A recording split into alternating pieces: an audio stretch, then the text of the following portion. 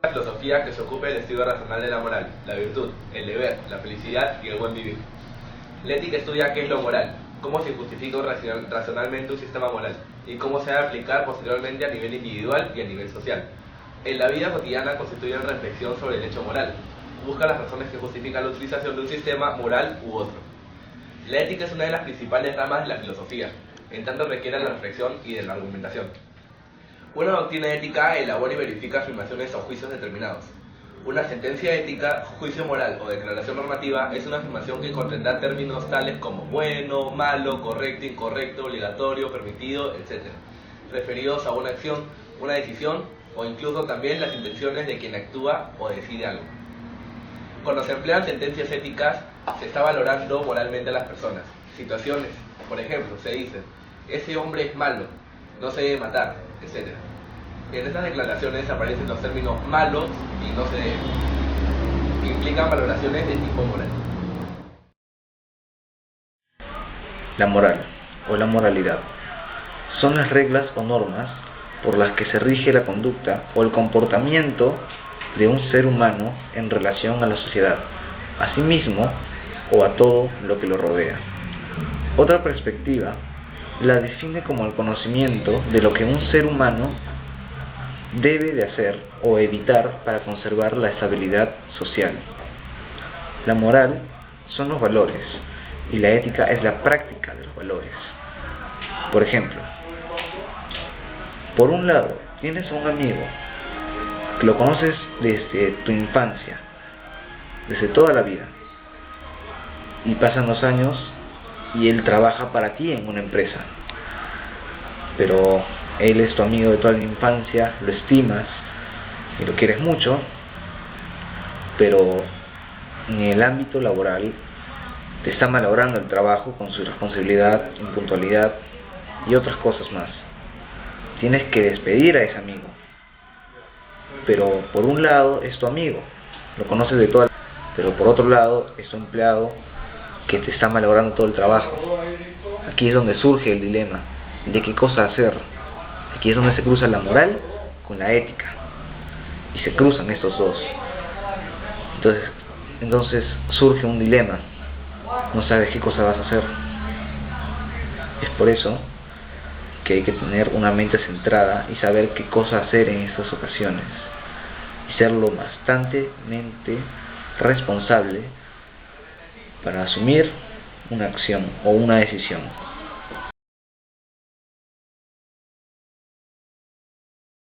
Encargada de discutir y fundamentar reflexivamente este conjunto de principios o normas que constituyen la moral.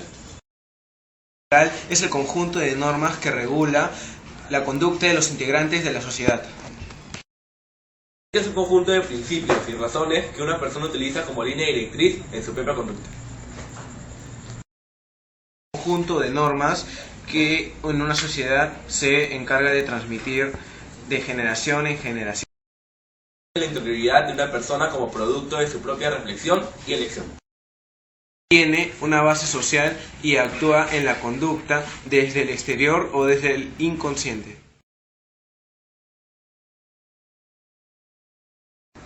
La ética se desarrolla en un contexto social, por lo tanto los problemas de la convivencia deben ser abordados desde una perspectiva ética. Si tomamos en cuenta nuestras diferencias para complementarnos, llegaremos a un enriquecimiento para todos. Entonces estamos atentos con la ética social y las normas de convivencia.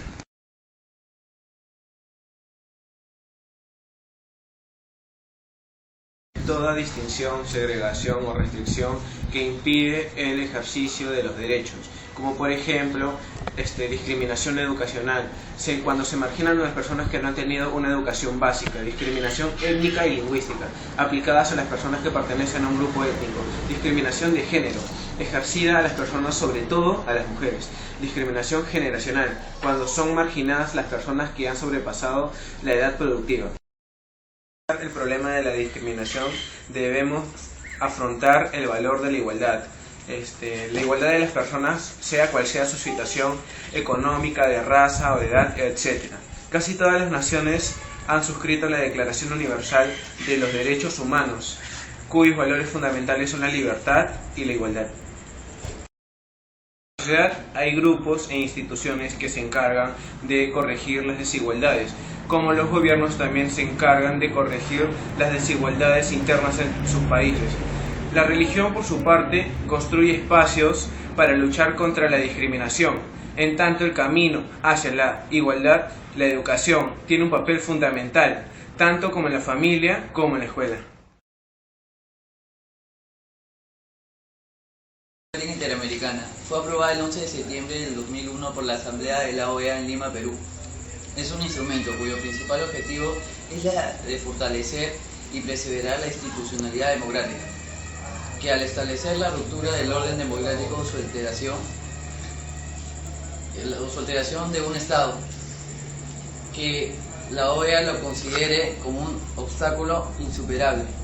La Carta Interamericana implica en lo político el compromiso de los gobernantes que cada país tiene con su pueblo y para perseverar la dignidad humana.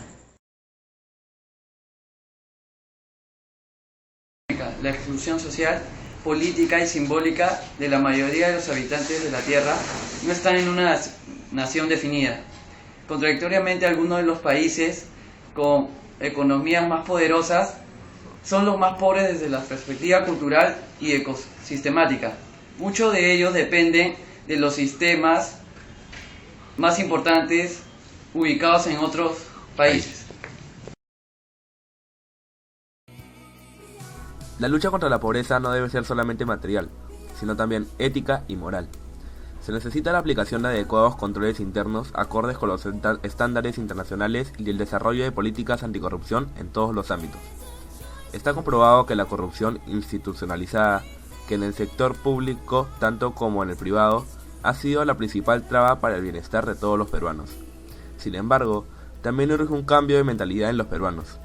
Es hora de actuar y trabajar con visión de futuro y no seguir soñando con el pasado, por muy glorioso que haya sido. En lo social, deberá traducirse en la generación de empleos productivos que incentiven una educación emprendedora y programas de salud integral para todos. En lo económico, deberá reflejarse en el manejo responsable de la economía, producción de bienes y servicios, fortalecimiento de la competitividad empresarial, promoción del turismo, responsabilidad social empresarial, protección del medio ambiente, fortalecimiento de una pequeña y microempresa, incremento de las exportaciones y promoción de mayores inversos foráneos. Y es tiempo de que la exclusión y las grandes desigualdades sociales se reduzcan drásticamente en la nación que fue la cuna de la civilización sudamericana.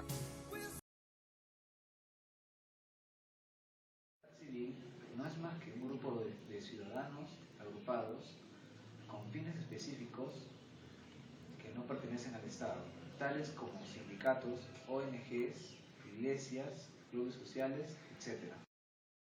La defensa de la ciudadanía activa permite el bien común para traer mejor calidad de vida a todo el pueblo.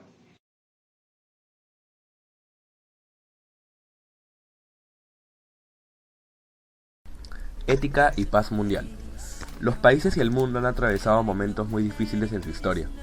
El más representativo del siglo pasado fue la Segunda Guerra Mundial, que enfrentó a los países más poderosos del planeta y los enfrascó en una lucha armada mundial que ocasionó muchas pérdidas humanas. Es por eso que, desde ese momento, las naciones acordaron luchar por la paz. Como consecuencia de ello, se elaboró la Declaración Universal de Derechos Humanos, que consagra el respeto por todos los seres humanos y su derecho a vivir pacíficamente. Lograr la paz no es solo tarea de los gobernantes de los países, sino que es una obligación moral de todas las personas. Existen muchas organizaciones que promueven la paz en el mundo, y junto con ella muchas personas que se unen a esta causa. Cultivar la paz implica sobre todo buscar el bien común y el desarrollo integral de las personas y de las sociedades mediante la generación de condiciones dignas para vivir. Es decir, no solo significa resolver los conflictos de manera positiva, sino también aprender a prevenirlos. En ese sentido, un primer camino se vincula con la vivencia y la práctica de actitudes que favorecen la paz. Por ejemplo, mantener una actitud abierta al diálogo, tener disponibilidad para expresar sentimientos e iniciativa para alcanzar acuerdos. Un segundo camino consiste en trabajar cada uno en la construcción de nuestro ser ético y moral. Eso significa reflexionar sobre las propias actitudes y conductas medir las consecuencias y las repercusiones que se pueden generar en la convivencia diaria. Construir la paz en todos los campos de la actividad humana implica asumir una postura más constructiva y una actitud más positiva que permite desarrollar relaciones más humanas y justas entre todas las personas. Toda acción, respuesta y actitud debe ser revisada y analizada en la perspectiva de la paz. No se puede esperar que la paz sea dada a la sociedad, sino, más bien, es esta quien tiene que lograrla. En este sentido, si bien es cierto que la paz no es fruto de la acción de una sola persona, generarla sí parte del interior de la misma, y de la interacción, convivencia y aportes de todos los miembros de una sociedad.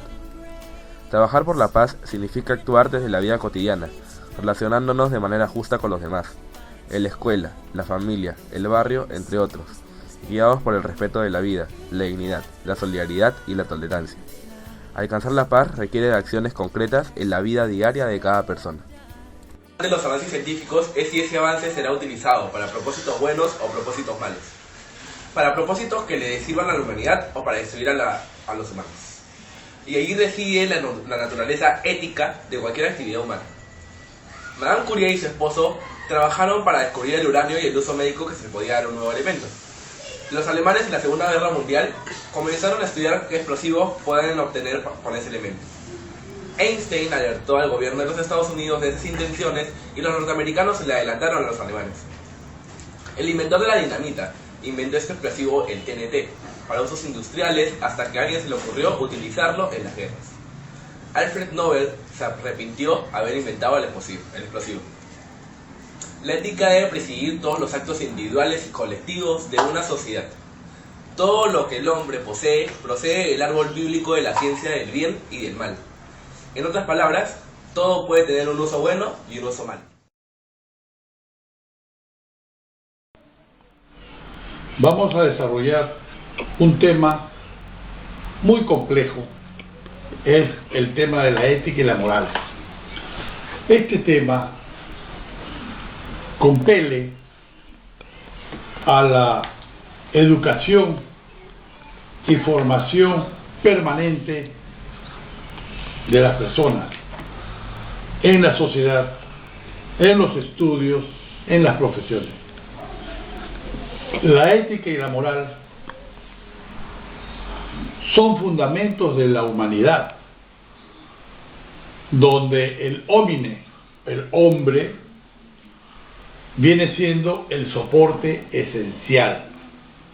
Obviamente que con todo el entorno complejo de lo que significa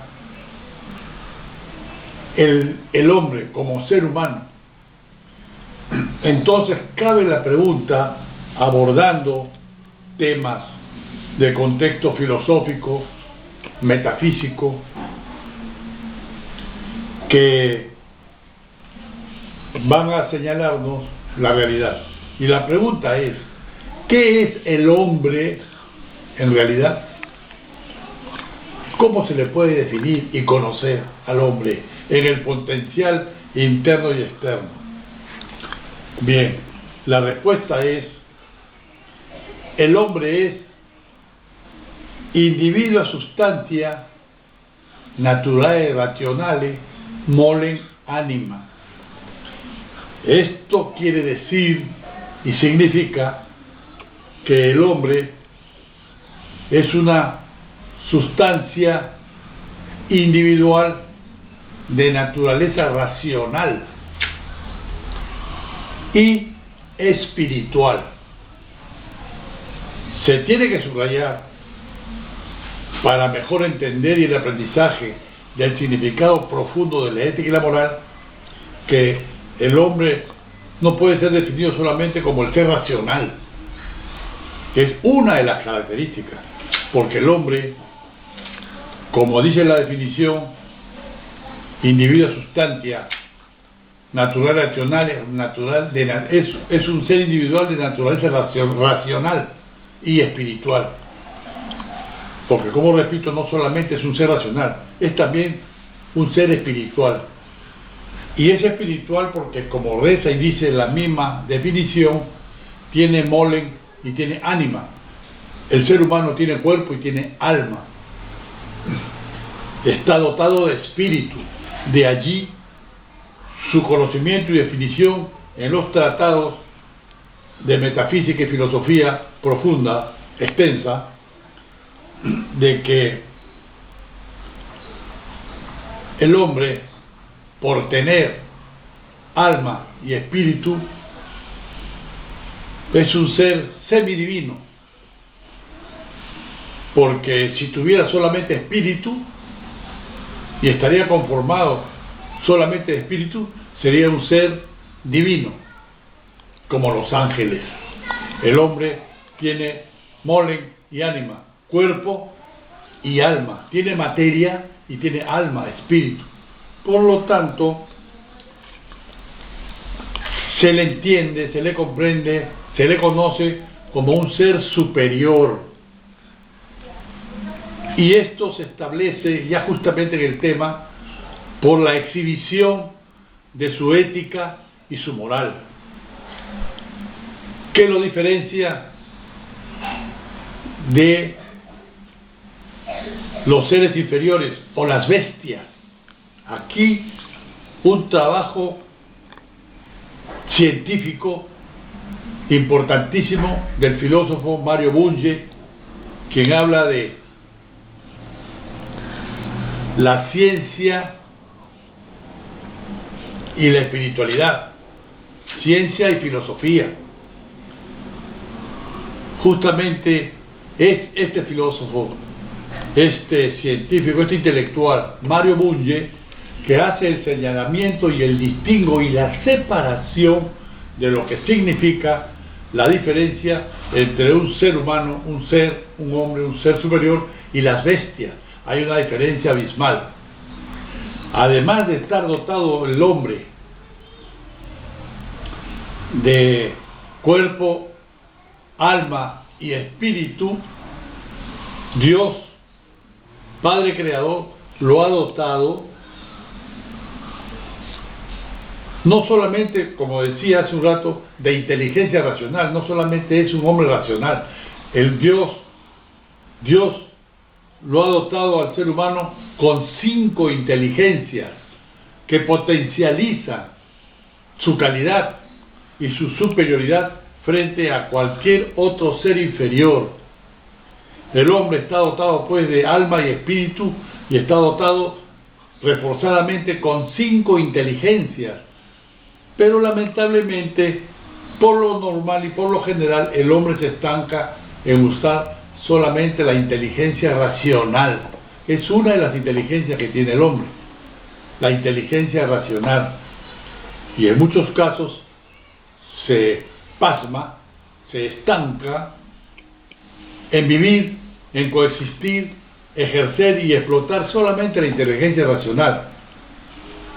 O sea, se enmarca él solo, el hombre, en un portal de materialismo, porque la inteligencia racional es el origen del materialismo. La inteligencia racional es producto de un órgano, obviamente material, del cuerpo, del molen, del hombre, que es el cerebro. O sea que la inteligencia racional se produce por acción cerebral,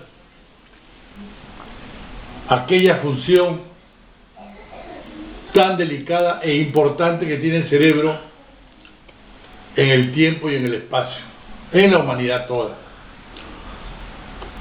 creando esta inteligencia racional para beneficio del hombre, para que pueda estudiar, trabajar, hablar, convivir, tener conducta intersubjetiva.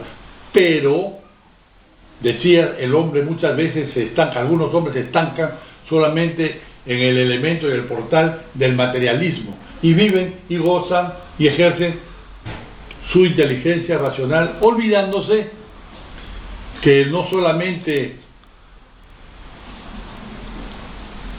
es de naturaleza racional, sino que es de naturaleza espiritual también. Entonces el ser humano, el hombre, tiene que dar cabida al conocimiento de lo que es el alma y el espíritu, para poder entrar al mundo de la ética y la moral, que pertenece de manera abstracta al fuero interno de cada hombre. Cada hombre, de acuerdo a su cultivo de acuerdo a sus estudios, a su preparación y capacitación, puede lograr la perfección de lo que es el foro interno que debe dominar su conducta en la sociedad. Ese foro interno de donde emana la decencia, la ética, la moral, la probidad, la misericordia y la vida de bien. Porque el hombre ha sido creado por Dios no para que solamente él viva bien. Dios ha creado al hombre para que él viva bien, pero también haga vivir bien a los demás, propiciando una paz y una tranquilidad estable entre las personas, entre los seres, entre la humanidad. Pero ello se logra solamente cuando hay un dominio pleno y una exhibición total de ética y moral, que son fundamentos de la humanidad. Sin ética y sin moral, un pueblo está perdido. Y por supuesto, si todos los pueblos del mundo ignoran y soslayan la ética y la moral, vamos a hablar ya potencialmente en extensión de que la humanidad está perdida. Y parece ser, advierto, parece ser que esa es la realidad y la vía crucis actual de la humanidad toda, que hay un desconocimiento y una falta de aprehensión y de amor por la ética, por la moral, por la bondad, la generosidad, la grandeza, la decencia, la dignidad. Ya en otros términos extensivos a este entorno de estos factores básicos de la vida humana es la democracia que permite a los pueblos su desarrollo, su tranquilidad, su paz y su felicidad. Muchos casos conocerán en todo momento los oyentes de lo que significa pues la dictadura, la anarquía, ¿no? La corrupción, que es adversa a todos los otros valores que tiene que exhibir el hombre, valores éticos y morales que tiene que exhibir el hombre, como ser respeto a la propiedad, respeto a la vida, respeto a la libertad, respeto a la religión que profesa cada quien. Para ser puntual, hoy día nomás acontece aquí en el Perú una infamia y toda una herejía en realidad, porque la presidenta de Concitec ha restringido, por una resolución de su presidencia, de su despacho, ha restringido la manifestación contra la fe católica. Está prohibido que los trabajadores y profesionales de Concitec puedan tener en su escritorio personalísimo y privado, que les digo, una estampa de Jesús, ¿no? Una estampa de la Virgen María, en fin, cualquier signo que represente la profundidad de su fe católica. Pues eso es lo que ha hecho acá en el Perú la presidenta de Concitec, y no se puede permitir, porque está atacando valores ético-morales, libertad de fe, libertad de culto y libertad de religión a las personas que tienen la desgracia de trabajar en Concitec y no pueden ejercer su fe católica. La ética y la moral tiene que ser cultivada mediante el conocimiento y el estudio de lo que es el foro interno del hombre. Allí tenemos que encontrar la verdad de la praxis,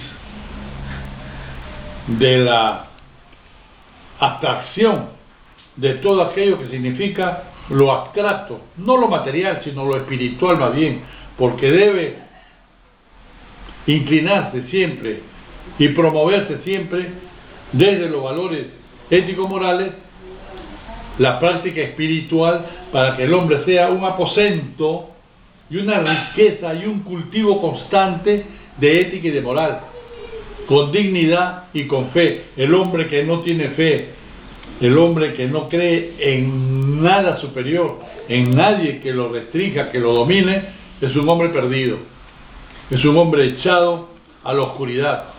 El hombre tiene que tener principios éticos morales, valores indiscutibles, insoslayables. Por eso se debe insistir en todo momento a los estudiantes, a los profesores, a los maestros, a todas las personas, a todos los seres humanos, que practiquen mucho la persecución de alcanzar la verdad y la práctica, sobre todo, de los valores ético-morales. Solamente la ética y la moral podrán conducir a los hombres en sociedad a una vida justa, a una vida feliz, con paz externa e interna. Paz entre los hombres y paz en el alma de cada hombre. Con esto quiero terminar de manera esencial este enfoque que hago de lo que significa los valores ético-morales, de lo que significa practicar la ética y la moral, la decencia, la dignidad, la probidad. Cumplir con los estudios es parte de ética y de moral. Cumplir con el trabajo es parte del cumplimiento de la ética y la moral. Cumplir con el Estado es parte de la ética y la moral que debe tener todo ciudadano en el país. Entonces deviene pues importantísimo y esencial. Por eso decía que la ética y la moral es el fundamento de la humanidad. Deviene importantísimo que el hombre desarrolle esa práctica constante y permanente de la ética, de la moral, porque todo lo ético y lo moral conduce al bien. Vamos a retratar de una manera singular que lo ético y lo moral está en el terreno, en el área de lo bueno, del bien, y lo contrario es estar en el área del mal, estar en el terreno del mal, de lo inicuo, de lo maligno. Así como es inicuo y maligno dedicarse a vivir solamente del materialismo y desairar, soslayar los valores éticos morales que están enraizados en la esencia misma del ser humano, es malo que se pueda vivir solamente en el materialismo. Si nosotros miramos y practicamos la ética y la moral, estamos por el camino del bien y de lo correcto. Eso es todo de manera sintética. Muchas gracias.